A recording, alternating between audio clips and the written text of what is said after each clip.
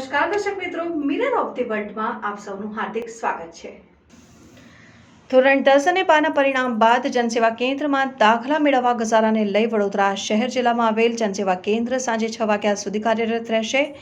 કલેક્ટરે કાળઝાળ ગરમીને લઈને જનસેવા કેન્દ્ર સવારે 9 વાગ્યાથી સાંજે 6 વાગ્યા સુધી ચાલુ રાખવા આદેશ કર્યા છે।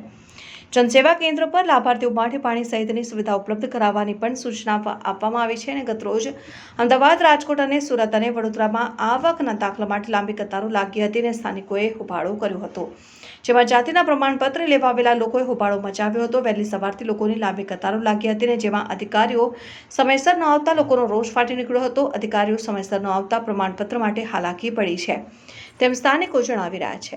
વહેલી સવારે 5 વાગ્યાથી લોકોની લાંબી કતારો લાગી હતી અને જાતિ પ્રમાણપત્ર લેવા જનતા પરેશાન થઈ રહી છે, તેથી વડોદરા જેવો નિયમ તમામ શહેરોમાં લાગુ કરાય તેવું લોકો જણાવી રહ્યા છે। વડોદરામાં આવકના દાખલા માટે ઘસારો થયો છે, જેમાં ધોરણ 10-12ના પરિણામ પછી આવકના દાખલા માટે ઘસારો જોવા મળે છે। 3 દિવસમાં 4065 લોકોએ આવકનો દાખલો કરાવ્યો છે, જેમાં જનસેવા કેન્દ્ર ખાતે સવારથી જ લોકોની કતાર લાગી છે અને પ્રતિદિન 1000થી વધુ લોકો દાખલો કઢાવવા કતારોમાં લાગી જાય છે।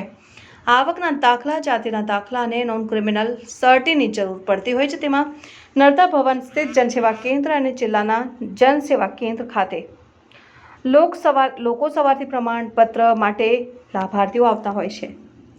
માનનીય કલેક્ટર સાહેબની સૂચનાથી હીટવેવ અને ધોરણ 10 અને 12ના રિઝલ્ટો આવ્યાથી હાલ ભીડભાડ વધારે હોવાથી સૂચના પ્રમાણે 9 વાગ્યાથી આજેથી ચાલુ કામગીરી કરવામાં આવેલી છે અને છેલ્લા 4 દિવસની અંદર જનસેવા કેન્દ્ર દ્વારા શહેર અને જિલ્લાની અંદર કુલ 5500થી વધારે આવકના દાખલા, non criminal certificate, domicile certificate issue પણ કરવામાં આવેલ છે।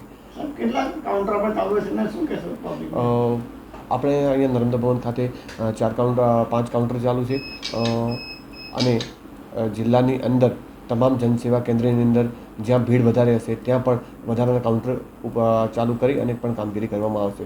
તેમજ દરેક જનસેવા કેન્દ્ર ખાતે 2 નાયબ મામલતદારની પણ માનનીય કલેક્ટર સાહેબ દ્વારા નિમણૂક કરવામાં આવેલ છે।